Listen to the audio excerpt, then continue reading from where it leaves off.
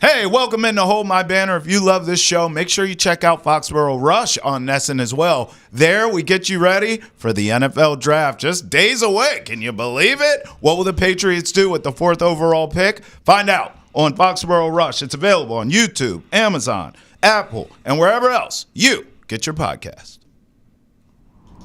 All right, here we go. It's Hold My Banner time, and you know who it is. Travis Thomas here with the walking, talking, triple-double himself. Bring him on in. Ante Campbell. What you say, Tay? What's up, TTs? How you doing, dog? I'm good. I want you to know I'm all caught up now on Celtic City. Okay. So we talked about it last program, and we teased we'd be talking about it here. I'm ready to go. So we got to talk Celtic City at some point. Yeah, and I also see you wearing the red B on your chest right there. Derrick White threw out that first pitch last night. He did. You know, celebrating the Celtics just being so great, you know. So shout out to Derrick White. And now it's time to talk about them C's, dog. Let's talk about them because, listen, I mean, I don't know what to take of the Celtics lately. So they beat the Knicks. Yeah. The Knicks can't beat anyone elite. So at least they fought. This wasn't like a blowout like we've seen. Yeah. Here it is, most road wins in a single season in franchise record, in franchise history. Where my road dogs at? Where they at? Where they at? So they win this game. Then they lose to a Magic team in which the Celtics played no one. Like, I felt like me and you could have, well, you would have helped. I felt like I could have got some minutes in this game. So they get beat down by the Magic. But who cares, bro? Like, just rest people for the playoffs. Am I right or am I right? No, you're 100% right. When I saw the chart, the depth chart saying, hey, who's going to be in, who's going to be out, the injury report, I was like, oh yeah, it's one of them games. All right, they just don't care. Which is fine. It's fine. I think the big story that people are worried about is like they want to see Jaylen Brown get celebrated. Right, he's at 63 games right now. He has to play in these last 2 games to meet that 65-game threshold that the NBA's placed on award season. Right, and so that's been kind of the big story that people are worrying about. Will Jaylen Brown be able to get all NBA nods and all that type of stuff? I know he's probably not personally worried about it because if he was, he would have played in that Magic game at least a little bit. Right. But, maybe we end up seeing him this weekend do one of those Draymond Greens where he plays at the tip and he fouls out 7 seconds into the game and heads to the bench so he can get an award. We'll see what the NBA has to say if he does something like that. I doubt it. He just doesn't strike me. Like, to me, he cares about obviously the rings, getting Banner 19, being healthy to do it. Yeah. And I also think, too, he's already been paid. Like, a lot of this stuff sometimes is contract related. Right. Okay, hey, you make all NBA, now you're eligible for the super duper max. Yeah. You know what I mean? Like, he's already got paid. So what does he care? Yeah, I mean, legacy matters. I feel like legacy matters to some of these players. Obviously, later in the show, we're going to talk about some other guys, who have some legacies on the line and, weigh those. But, I think he's a guy that does eventually care about his legacy, right? You would think.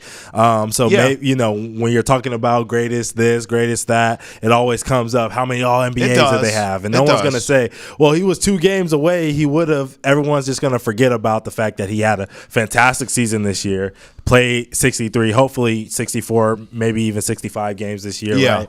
And they're going to just be like, well, he didn't make All-NBA that year. That's just going to be the narrative and the story that's pushed. I would agree with that. I will say this, though. The bigger conversation when you talk legacy is going to be championships. Yeah. And what worries me a little, if it was the other way and he was grinding through this, knee, it's not like we're acting like the guy's ACL's hanging on by a thread. Like, he's fine. Yeah, he's fine. This is precautionary. Yeah. And it has been, I mean, if we're being honest, it's been a little naggy lately, swelling up and all that kind of stuff. So, look, like, I get it, but I think in the end, I would think he would tell you, I care more about the championships. And that, listen, if you're hobbled at all going into the postseason, that could affect everything. If he's not that closer, if he's not that killer mentality because something's off, something ain't right, I don't think anyone in the East can beat them, but they could lose in the finals. No, I mean, so I need him 100%. And I'm with you. I would like for him to be 100%. Yeah. Now, can we talk a little bit about this Knicks game? Just because that Knicks game was such a fantastic moment for the Celtics. Them obviously having the most franchise road wins now, like you said. Also, the big story and the big takeaway from that for me, as far as like looking at it from a Knicks perspective, I thought they were going to lay down. When I saw KP hit that shot from East Rutherford towards the middle of the third quarter with like 6 minutes to go, and they went up 7, I was like, okay, they're going to lay down. Yep. Then Tatum's making tough shot after tough shot after tough shot in the fourth quarter, and then late in the third quarter, even that sidestep fadeaway that he had on the baseline to end the third quarter, I thought they were going to lay down then. And they continue to battle back, stay in that game, fight. They should have won in regulation. They didn't do that because the champs are as good. But it almost reminds me of, just kind of the Celtics of old. And we're going to talk about the Celtics of old, but it was one of those games where it just felt like the Celtics can't lose. You know what I mean? No, it's fair. And so it was a real great battle. I feel like it's one of those games where both teams walk out feeling better about themselves, right? Of course, the Knicks are still 0-4 against the Celtics, which is not a good sign, right? Mm-hmm. But at the end of the day, they sit there and they say, we battled. And that's all you can ask for. And the Celtics say, we showed them that we're the dominant team, we're the champs, and we're going to continue to be that. Okay, let me ask you this. Yeah. Is there anything in life that you care less about than these last 2 games against the Hornets? Because I'll be honest, the answer's no for me. I could give a rat's patootie. First of all, I'm not even getting the Ball brother, my favorite one that I like. Right. Secondly, Mello. Nothing matters for the Celtics other than resting guys. Yeah. And like the Hornets are in the Cooper Flag sweepstakes. Like they need to lose out. They want to lose. Yeah, they should. So it's just like what are we doing?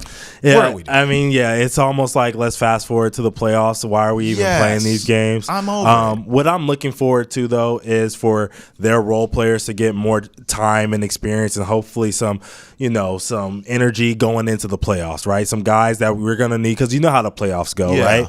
There's going to be guys like Sam Hauser who play games where they play 20 minutes, and then there's going to be games where Sam Hauser gets DNPs, right? That's right. So games like this where he's going to get extra minutes. Hopefully he gets hot. Hopefully he makes a couple of threes. It'll be good energy going into the playoffs for guys like that. That's what I'm looking forward to the most. And I'll be there on Sundays paying attention to that one. Okay, so, you'll be last there. One. All right, you'll report to us then because I'm going to tell you there's not much I care less about. Now, we know on this current Celtics team there are some future Hall of Famers, but just how many exactly? We'll tell you in 30 seconds. But first, want to hear all about Boston sports? Check out Nesson's Daily Sports Podcast. Boston has entered the chat. You, too, can enter the conversation by tweeting at us using the hashtag NessonChat, or you could always email the chat at Nesson.com. Boston has entered the chat is available on YouTube, Spotify, Apple, Amazon, and wherever else podcasts are found. All right, Tay, let's get into this because, the Basketball Hall of Fame was released over the weekend. Yep. We know the names: Carmelo Anthony, Maya Moore, Dwight Howard, Sue Bird, some of the notables there. Mm-hmm. But it got us to thinking, my friend, like who's actually on this current Celtics team that we feel as though will be Hall of Famers? Now, I think it's fair to say it's almost done in tiers. Yeah. Where we know Jason Tatum, Jaylen Brown, you could check them off now. Check. I don't know if you feel this way that I do. Mm-hmm. But I actually think Al Horford feels like you could check him off too. Am I giving him too much? I think Al Horford's a Hall of Famer. Yeah, or is this a discussion? I'll just give you the side eye. Oh, no, okay. I wouldn't say check it off. It's definitely a discussion for others. I'm with you. I'm lockstep with you. All right, you're with me checking it off. I'm with you saying that yes, he is a Hall of Famer. I think he's a Hall of Famer. I want to give you the stats real quick. Okay, just so people at home who are going to argue with us in the comments about this, it's coming. It's coming. You know what I mean? 1-time NBA champion. We know that he's going to be a 2-time here in a second. I think so. 2-time NCAA national champion. Right. 5-time NBA All-Star, 165th in NBA all-time scoring. And you say, I'll tell you, 165th? That's not that great. More than Blake Griffin. more than Alonzo Mourning, more than Bill Russell, Preach. more than Manu Ginobili. Get okay, him. 59th in NBA all-time rebounds, more than LaMarcus Aldridge, more than Shawn Kemp, more than Kevin McHale, more than Chris Bosh. Okay, you 52nd in NBA all-time blocks. More than LeBron James, more than Marc Gasol, more than Carmelo. Yes, Lord. What more can you ask from this dude? He's won at every level that he's been at. He has the stats, the accolades. Yes. He's been a great teammate. He's been great on both sides of the ball. He's Hall of Famer. He's evolved as the game has evolved. This is a quintessential Hall of Famer. I think in my he's Hall of eyes. Famer. All right, so then we agree Tatum, Brown, and Horford are Hall of Famers. Yep. I think Brad Stevens, at this point, I think Brad Stevens is a lock. Yeah. I got him Okay. as a lock. Check. Yep. Drew Holiday, is he fringe? He Man. feels fringe. And the funny thing is, I had mine tiered up exactly how your line ended well, up we're right geniuses, now. of course. And so I have Drew towards the bottom of my list. Yeah, but he's fringe. Like he's. I tell you what, another title won't hurt him. But it won't. And It here's won't hurt the- his case. Here's the thing. I got the stats once Yeah. again, but it's the basketball Hall of Fame.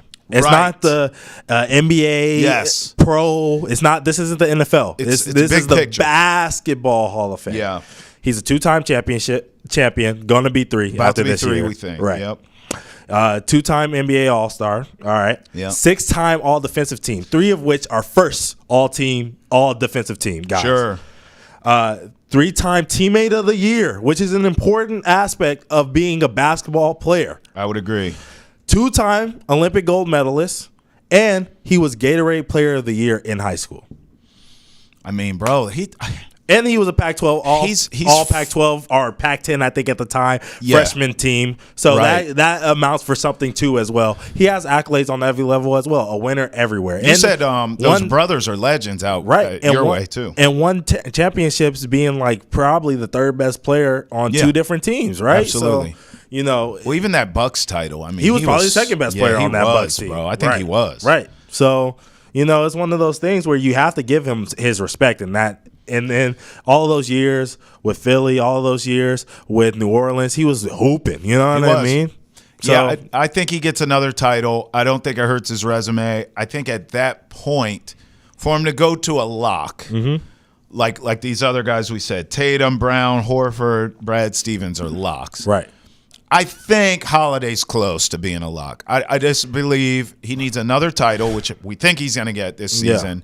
And then maybe longevity. Just keep playing. Longevity. Just keep playing. And then the thing about it is, too, like with anything, with getting an award for anything, if you get an award at work or school or whatever, aura matters, right? Yeah. And the same thing goes for Al with Florida winning. I feel like that gives him a little bit of a boost, him being out there, smiling, showing his face, showing this pretty face that everybody loves, you know what I'm saying? That goes into it. Same thing with Drew. He has the aura. He does. Everywhere he goes, people will love him. Everyone that he plays against gives him respect. He's a leader. Everyone talks about how great of a defender he is on the ball, how they don't want to put the ball in front of his face, how you can't do the things that you want to do with him when you have the basketball in your hands because he dictates what kind of shot you're going to get on every type of possession. Drew Holiday has just been the consummate pro. This is a situation where he's going to get honored for being that. Okay, before we go to this next grouping, we're in lockstep here. Yeah. Tatum, Jaylen Brown, Al Horford, Brad Stevens, locks. Drew Holiday, fringe but close. Yeah. Okay, we agree. Let's go to this next set. Okay. I'm going to just throw some names out. Derrick White, Porzingis, Missoula are the next 3 I'm looking at. Okay. I think all 3 are building resumes. Yeah. I am concerned about Porzingis because he's further in the game than those other names I mentioned. Yep. And I just think he already has, fair or not, a stigma. He's oft injured. He's injury prone. He's made of glass. Yep. I think that will hurt his chances. But I tell you what, another title, which, again, we believe they're going to get, if he can string together a couple years on the backside of this title, whether it's in Boston or wherever it is, if he can string together, I think, a couple years where he can stay healthy, and that is a lot to ask, by the way. It is. I think he needs an all-star appearance in this For sure. In this post-second championship, I'm talking about. Yeah. In post-second championship, if he can stay healthy, let's call it 3 years for the sake of this convo. Yep. He gets an all-star game or 2 out of that, I think you could have the conversation. But I'm concerned that he can't do that to get there. Does that make sense? Yeah, I'm gonna say no. I'm going to say no, too. I'm going to say no to him. I'm going to say no to Derrick White. All right, well, hold on. Let's stay with Porzingis. Okay, we'll stay with Porzingis for now. And it's more health. Yeah. Yes? It's health. It's accolades like you were talking about, resume. Well, the health affected the resume. The accolades at a certain time. But even now, I see him as like a I hate to say it because this guy is a better pro than him, but I see it like a Bill Walton coming to Boston. Yeah, that's not a knock. Yeah, but I'm just saying, like, it's not a knock, but it might be a little bit of a knock towards Bill because Bill was a better at his peak than KP. Exactly. Yeah. But I'm just saying, once he got to Boston, it's now like, okay, he was the guy that was great. That's a great now analogy. He's not so great. He's kind of older. We need him, but he doesn't really stay healthy. Yeah. He's not really. I wouldn't say he's not a Celtic because he definitely is a Celtic, and both of them definitely were. He's Celtics, a mercenary. But he's a hired hand. Yeah, exactly. Yeah, I know that's a great analogy by you. All right, let's go to Derrick White. Okay, so Derrick White, I think, has a better shot at this than a Porzingis because the best ability is availability. He's durable. I thought this. I'll be honest. I would have never even considered a Derrick White Hall of Famer until the Olympic team stuff happened. Mm-hmm. And, we all know Jaylen Brown should have been on that team. That's like we've covered that. Been there, done that. That's old news yesterday's paper. Yeah, 100%. But Derrick White got the nod. He did. Because of the respect from his peers and the coaches and all the people involved in USA basketball. Yeah. He is, I think this is his brand. Like the ultimate team guy. I mean, he's the Spurs, bro. Like, I know he's a Celtic, but he comes from that world. He comes from we, not me. Yep. Like I just think I think history will be really kind to Derrick White. And players like that not only age well while they're playing, but they also age well when they're done with the game. Yeah. And when you look at I know the resume isn't there, but he is doing things with the Celtics. He is setting records. I think Derrick White, if he gets another title this year, he too, much like Porzingis, he just has a better shot of doing this. Yeah. But post another championship, he has to give you a little bit longer in his career. Keep playing. Longevity. Get some more accolades that you can. I think Derrick White's I think he has a shot to be a fringe guy. I would say no. And the only reason I say no at all. I don't think he gets there. No disrespect. I think he has a shot. No disrespect to Derrick White. Just based off of his trajectory that he's on right now. And the reason I say it is because people were so upset. Some people were upset that Michael Cooper got the Hall of Fame nod, right? Sure. And once again, Basketball Hall of Fame. Derrick White, not really a lot of accolades in high school because he wasn't that kind of player yet. Sure. College, not so much, you know what I'm saying? Really didn't start making a name for himself until the end of that Spurs run. Now, as a Celtic, he's a great player, 100%. One of the better players on the team, one of the better players in the league, right? Probably a top 50 guy in the league right now, right? But the thing about that I see what Michael Cooper had that he doesn't have, because obviously Derrick White's a much better scorer, a great defender as well, but Michael Cooper had a depoy, you know what I'm saying? Mm-hmm. And he had multiple years where he was in the running for depoy. Had a couple of years where he was top 20 in MVP level voting, you know what I mean, because of his defensive prowess, right? Mm-hmm. So it's one of those things where it's like if Michael Cooper's barely scraping the barrel to get in, and then the 5-time champion. I didn't even mention that 5-time champion. You know what I'm saying? Yeah. So if he's barely, scraping the barrel to get a nod, once again, shout out to D. White for being on USA this year. That was a great moment for him. But I don't think it's one of those things where he's going to be back. Okay. So that's why I'm saying, all right, D. White, I love you, I respect you, but I don't think you're going to get in. Okay. And then Joe Mazzulla feels very incomplete, because he's still so young, still so new on the job. Mm-hmm. For him, it's simply going to come down to titles and wins. Yes. I think with this current group, obviously the titles, this will be his second, assuming that they get it done. Yep. But he's going to have a S-ton of wins in his career. So obviously all of us are kind of waiting to see how long will this current group stay together.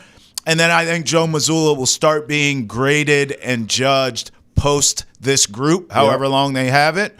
But in the meantime, in between time, why he has this group, he's going to have so many wins. We'll see titles, but he's going to have so many wins. So many wins. I'll be quick because I know we want to get on to the next thing, but the thing about Joe is 73% win percentage right now. Bro. You know, close to 74. God. He lost 3 games in the playoffs last season, missing his third best player. This dude is crazy. He's whacked out, which is all the things that I've seen from great head coaches all time. They're weird a little bit, no offense, Joe. They're, you know, a little eclectic, all this type of stuff. He's obsessed with the game. He's only loves basketball. It's all he thinks about is basketball, his family, and his players. He cares a lot about his players. I can see him getting in eventually. Obviously, he doesn't have the resume yet. City boys are up right now. We'll talk about Celtics City next. Want the latest on the Patriots and the NFL? We'll tell you what Mike Vrabel and the Pats should do with the 4th pick in the NFL draft on Nesson's football podcast, Foxborough Rush. It's available on YouTube, Spotify, Apple, Amazon, and wherever else podcasts are found. Tay, let's talk Celtic City. We love this show. We're all caught up. So in this one, we saw they dove into the Len Bias death, you know, him being drafted. It was supposed to be sort of a passing of the torch from those great Celtics teams. Yeah. And then it would be kind of transition from Bird and McHale and them to Len Bias. Yep. And it would be his time in the 90s. Mm-hmm. But unfortunately, tragically, it didn't happen. And then in this episode, we also saw really the end of Larry Bird. Yeah. Which I didn't think would be an emotional thing for me. I knew Len Bias would. Growing up, I grew up in Maryland, so like I know all the Len Bias stuff, okay? And it was devastating. Yeah. Rest in peace. And people back home still to this day talk about if Len Bias had actually been a Celtic, how different maybe the NBA landscape could be. Yeah. Big picture. Yeah. But, you know, the Larry Bird part actually made me emotional too, weirdly, because as a kid, I didn't get prime Bird. Yeah. I got Bird. You got robbed of that. That was breaking down at the end, but would still give you buckets and hit game winners sometimes. And watching that, they explained how and why. And I didn't, as a kid, really know. I just knew he's a great player. And I thought it was normal that, you know, he's an old guy. This is what old guys do. Yeah. No, like the double heel surgery. That was crazy. Huh? I didn't know that. Him playing through so many injuries. It was really a strange episode for me in a way, Ante, because that was the Larry Bird I remembered.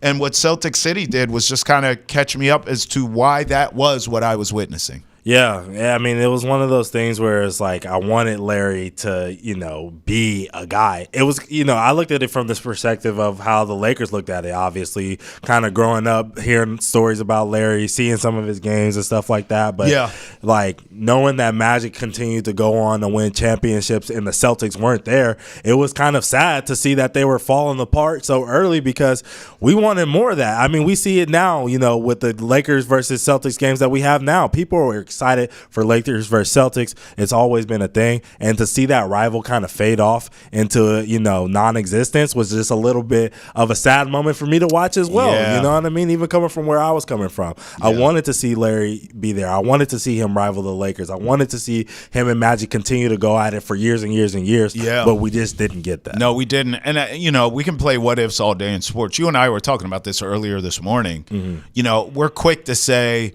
you know, what if Derrick Rose didn't get hurt, or what if this guy stayed healthy or that guy stayed healthy, Grant Hill, things like that nature. But sometimes we have to apply this to all-time greats. Yeah. I mean, if Larry Bird had the sort of Kobe maniacal or Tom Brady maniacal work ethic when it came to aging. Right. I mean, I almost feel like he left 4 or 5 years on the table 100%. By lifestyle choices, by injuries. Yeah. I mean, man, if this guy was, you know, I don't know, I'm just making this up, salmon and asparagus every night and he slept in a hyperbaric chamber, and I know times were different. Yeah. But, like, if he did that, if he was TB12, we would have got 4 or 5 more years of Larry. Yeah. And I just feel, like you said, like robbed. I almost feel robbed a bit. He was so great, but I think it could have been a longer runway, and he did play for a long time, but I felt like in the end, I'm telling you, I saw it with thine eyes. He still had game. Yeah. His body failed him in the end, Ante. Right. I mean, he always was a killer. I even, God. looking at the stats, like I go back and look at the late 80s for him. He was still absolutely just dominating dudes, frying guys. I mean, even friend of a program, D Brown, in that episode was talking about how great he was. And it was like, he would be hurting, all this other stuff, like you said, laid out on the floor, back hurting, but he would still go out and give you 20. That's how he was. So, Larry is just an incredible basketball player. But, you can't forget about how great, Robert Parrish was with them. Mikal, who also was giving up his body as well, doing whatever he could to help them go. I wasn't with Mikal when he said he could have blocked that magic hook. He was tripping. He was tripping. Healthy, not healthy. He was tripping. 18 years old or 45 years old. He wasn't blocking that. He wasn't alone. He was not blocking that. But it was him and Robert Parrish up there, dog. Like, he hit it on both y'all. Right. So let's relax. And like, you don't act like Magic wasn't hitting those hooks. He played with the greatest hook artist of all time. Of course, he knew how to hit a hook shot, a running hook in the lane every once in a while. So I still can't believe that Bird missed that shot. It feels like he should have made that one. He just always did. So that was crazy. Coming up next, we're talking WNBA draft with Debbie Antonelli. But first, stream the entire Red Sox season with a NESN 360 annual plan. It's available at an all-new reduced price of just $20 a month, paid annually. And for a limited time, you'll get 4 free tickets to Fenway with your purchase. Visit NESN360.com to sign up today. Joined now by basketball royalty Debbie Antonelli, legendary broadcaster and former player. Thank you so much for joining us here on Hold My Banner. Guys, it's a pleasure to be with you. I apologize for the golf gear, but I literally just ran off the 18th, so I can spend some time with you guys. We know you got game on the court and on the course as well. So I want to ask you about the WNBA draft. We're just days away from it. And we know Paige Buckets is going number 1 overall. Mm-hmm. And we'll get into her later. But I kind of want to pick your brain at the top of the draft after the first pick. How do you sort of see this playing out? I think with every draft, as you guys know, it's about fit. It's not just who was the greatest college player. I think it matters with the rest of the roster and what the schedule looks like, what you need. Depth is always an issue. The WNBA will have 11 roster spots. However, there is one expansion team, the Golden State team. So it's an exciting time for the players. But the class is going to be really interesting. I mean, after Paige, I think it's wide open. Seattle has the next pick.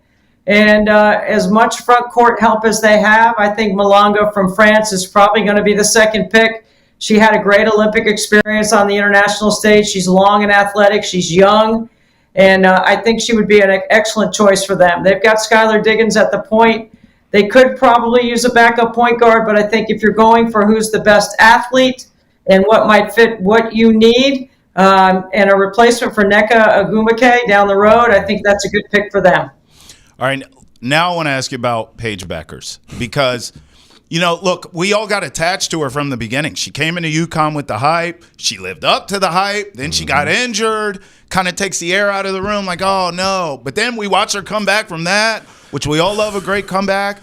Then she finally gets a natty. I mean, it feels like we've watched the Paige Buckers story. We all know she's a star. We all know she can hoop.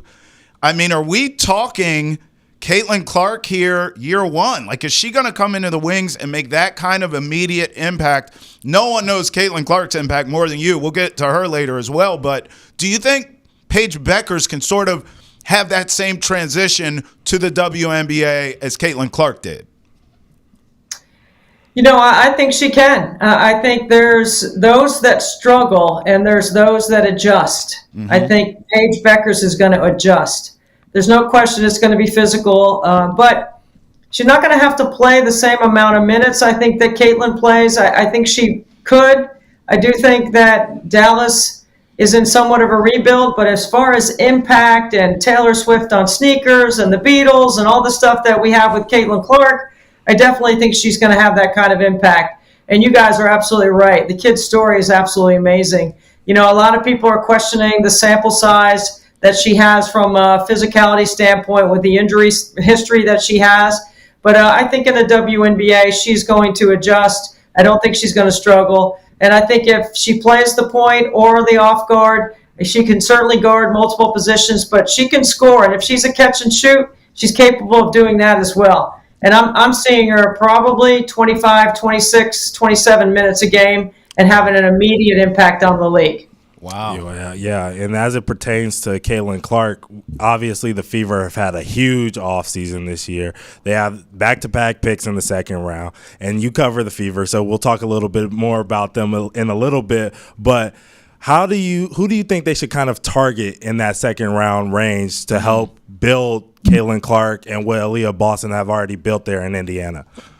You know, the interesting thing about the Indiana Fever, and I've been with the franchise for 20 years, it never really was about the draft for them until the franchise was at an all-time low. Then you get the number one pick, you get back-to-back number one picks, and we've seen this happen in the history of the W.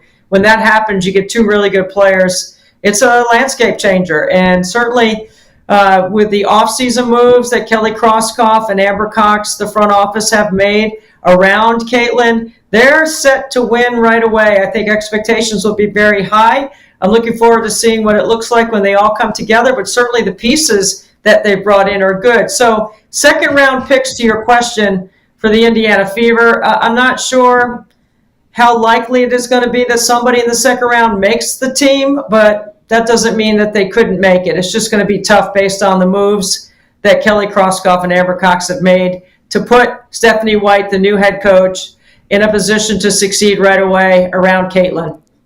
Let's talk Caitlin. I mean, honestly, I need all of it. Give me everything. Give me the goods, Debbie. I want stories. I want your first impression when she got to town. What do you see? You watch all her games, like up close and personal. What do you see when you watch her? What's she like? Give me everything. Give me the goods here. Well, I've been following this kid, and I saw her playing in high school, obviously on the summer recruiting trail. And then her freshman year, she was neck and neck right there for all the national awards. I think people forget that Paige Beckers, the freshman year, they were both freshmen together, swept all the national awards.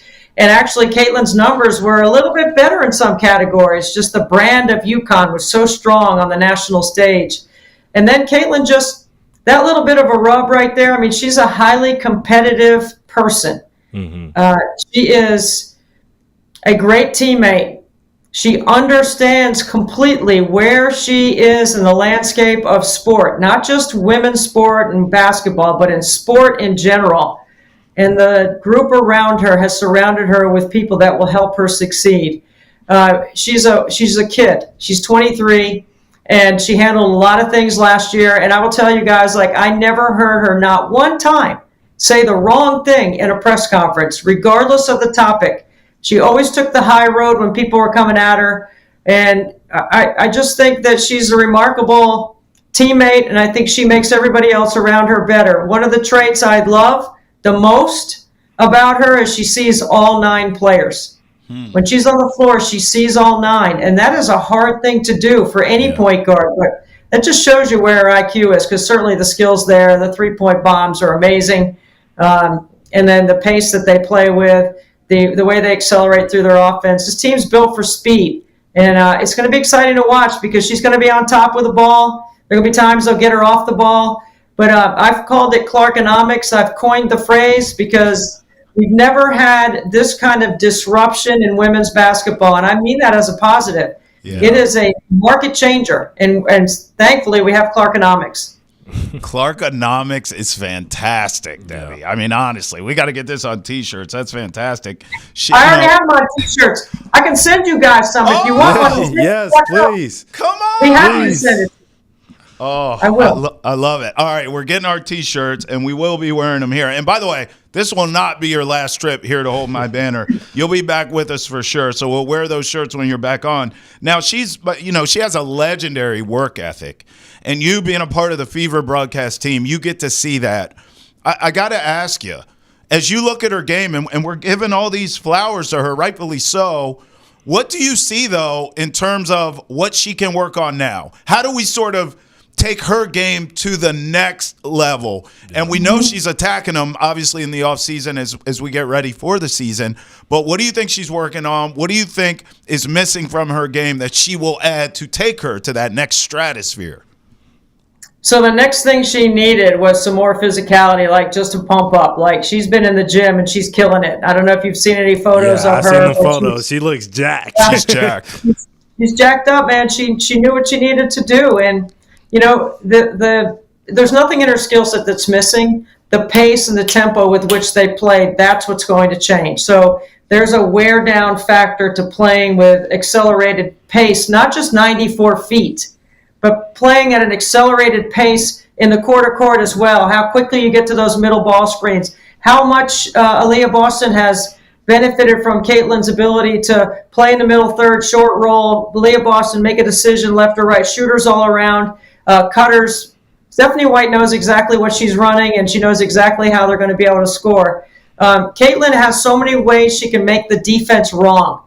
And that's what you're trying to do as an offensive player. You're trying to find an edge, an advantage, a crack, a seal, an angle, some sort of window that you can work your game and work the basketball into. And she certainly has the ability to do that. But she constantly makes the defense wrong. So no matter what you scheme, whatever you throw at her, you can blitz her all you want. She was the most blitz player in the league last year.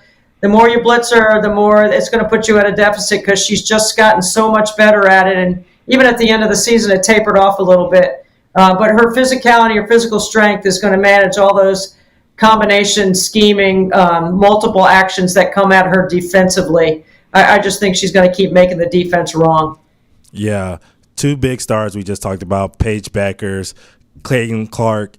Huge stars in the going to be in the WNBA. A star that we thought was going to the WNBA.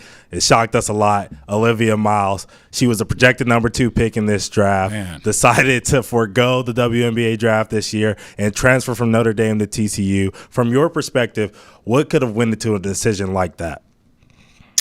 I think there's a couple things. So I think I had Notre Dame maybe 11 times last year, so I covered them quite a bit. So when you're around a program that much, you see all the great things, but you also find a few warts, if you will. And, you know, for Olivia, I think she's got to get physically stronger. I think she's very good on the right side of the floor, making plays with her right hand, playing at double teams, throwing the crack back pass. But if you get her to the left side, I think it's a different offensive game for her. And also, she's got to be better on defense. Teams were picking on her at the end. And, you know, as much as she has improved her three-point shooting, which is tremendous what she's been able to do, you know that all the things that I just am picking about, she's going to improve upon and get better because she knows those are the things she needs to do. Mm-hmm. When LA traded their second pick to get Kelsey Plum and put the number 2 pick with Seattle, it made me question whether she would be the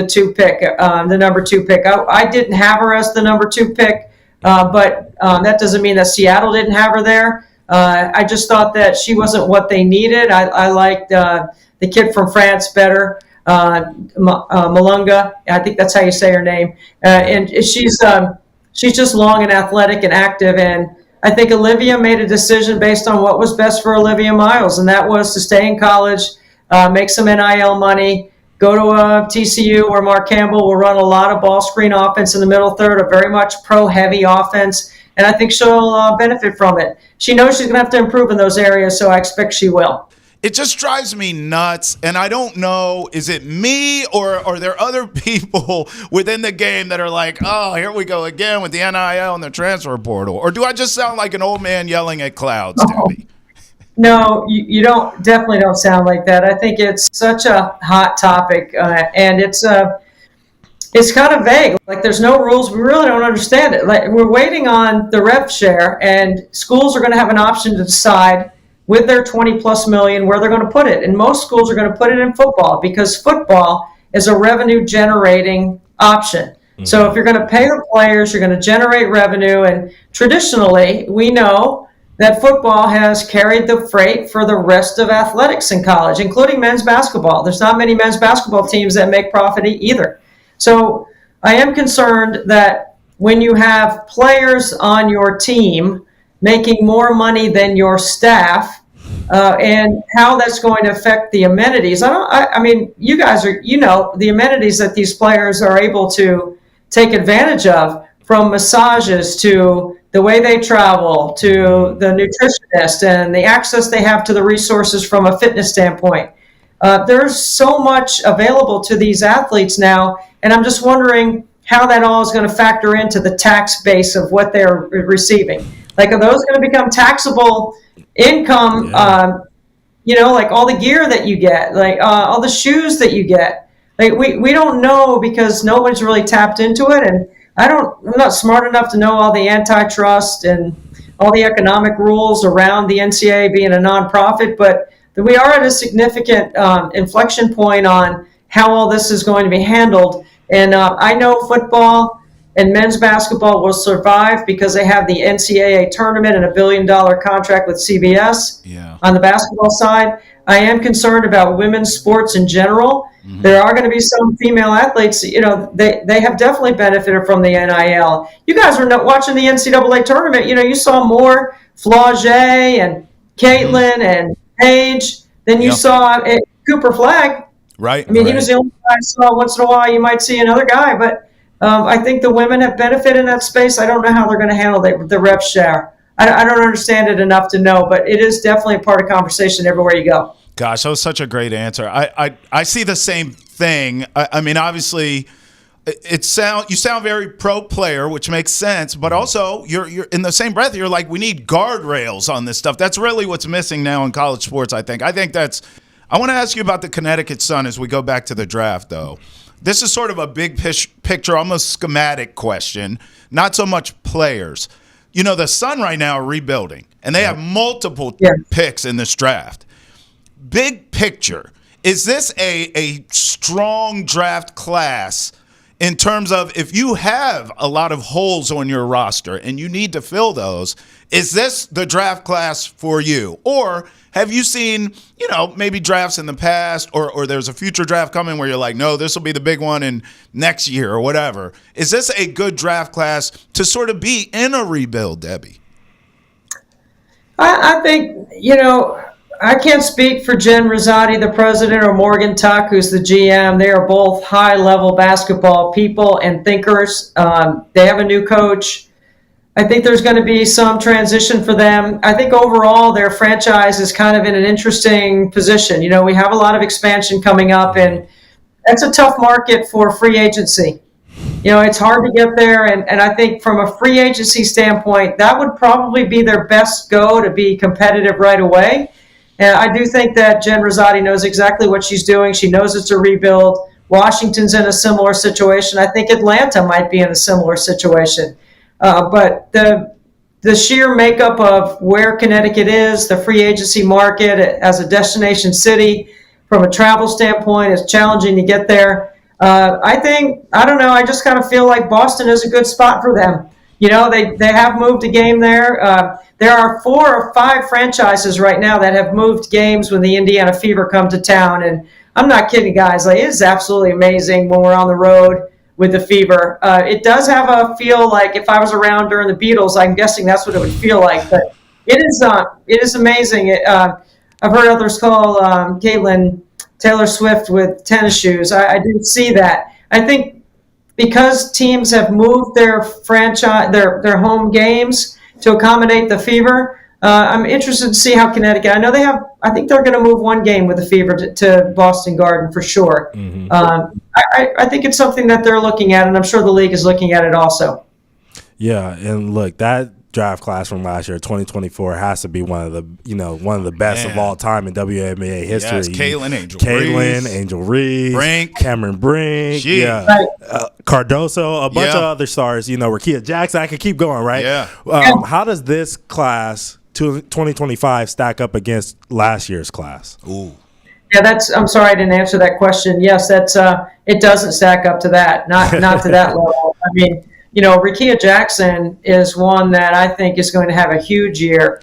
Cameron's just coming back off injury, and hopefully she'll be good, and Cameron Brink will be healthy and ready to go. That's a 1-2 punch right there in LA with Kelsey Plum. That's going to be really good. They're instantly going to be better. No, I don't think this draft class is going to match up to what that one is. Not when you have Caitlin Clark, who's a complete landscape changer.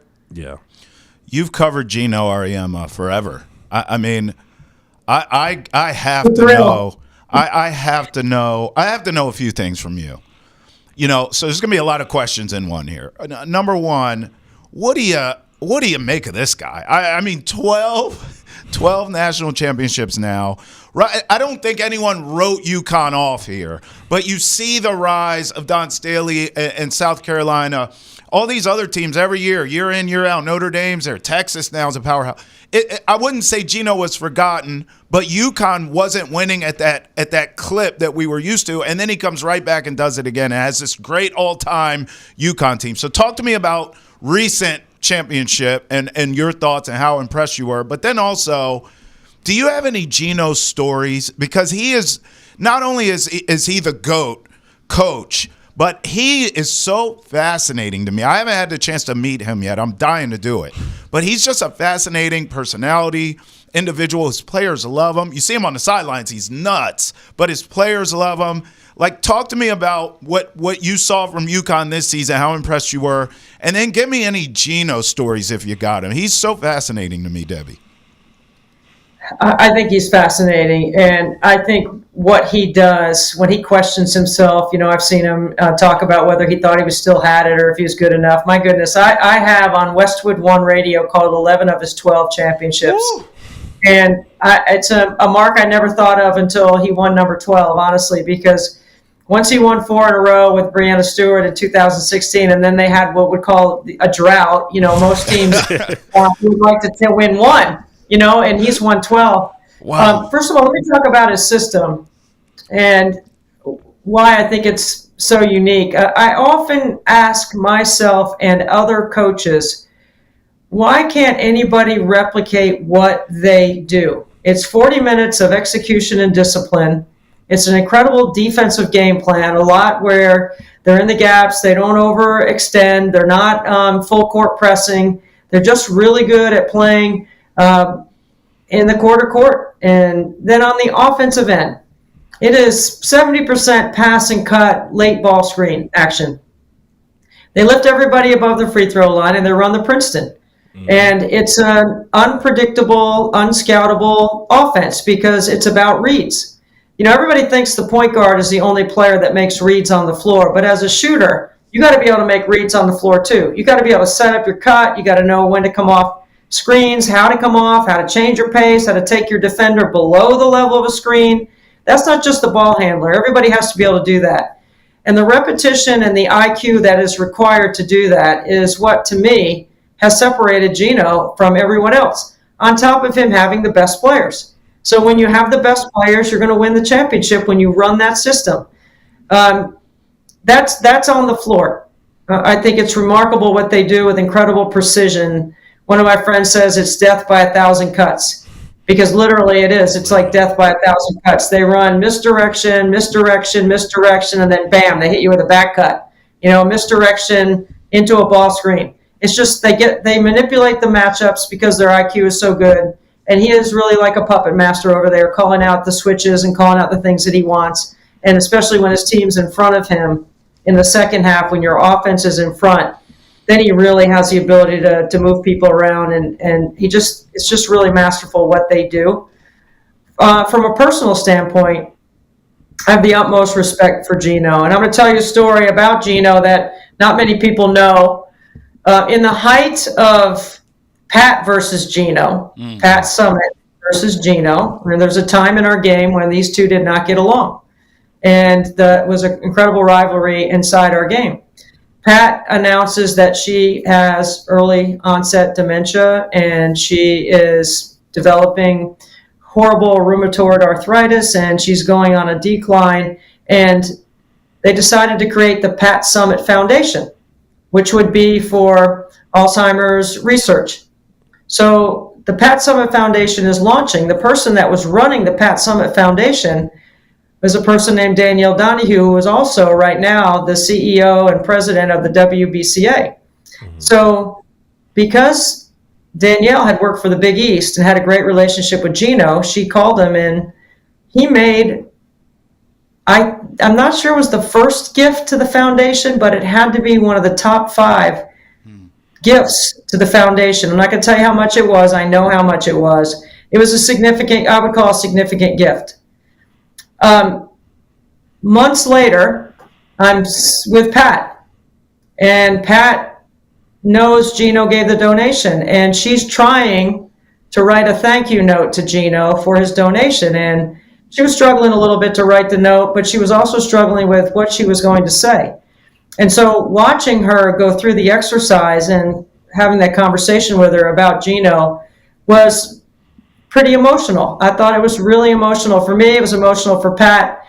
And then I have Gino, a few weeks later, I have one of his games.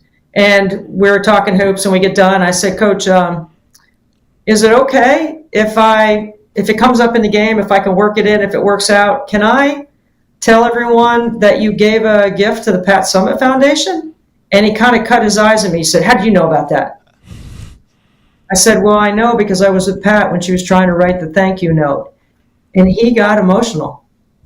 And so why I'm telling you this is because it's my favorite Gino story, because as much as Pat and Gino went after each other, whatever you heard about their dislike, their rivalry, there are 2 people that were giants in our game that knew that Pat would say, well, he needs me more than I need him. And he would probably say the same thing. She needs me more than I need her. And when it came down to something as simple as trying to make a difference for other people, they came together in an odd way to support each other. And so I tell that story now because it's really who Gino is. Whatever you see or think about, and he does, he's a one-liner, and he's got a lot of digs, and he's even thrown some digs at me. I mean, I get it. I feel like it's a badge of courage or a badge of honor. If he's going to pick on you, then that means he must like you. But I respect his knowledge. I think there's a mutual respect there. But that story, to me, about 2 giants in our game is one that I haven't had a chance to really tell much. But that's the first thing I thought of when you asked me. Well, thank you for sharing that story. That was fantastic. And here on Hold My Banner, we like to give flowers to basketball ambassadors such as yourself. So thank you so much for everything you've contributed, both as a player and a legendary broadcaster now, to this game. And thank you all for rolling with us here on Hold My Banner. Until next time, peace. See ya.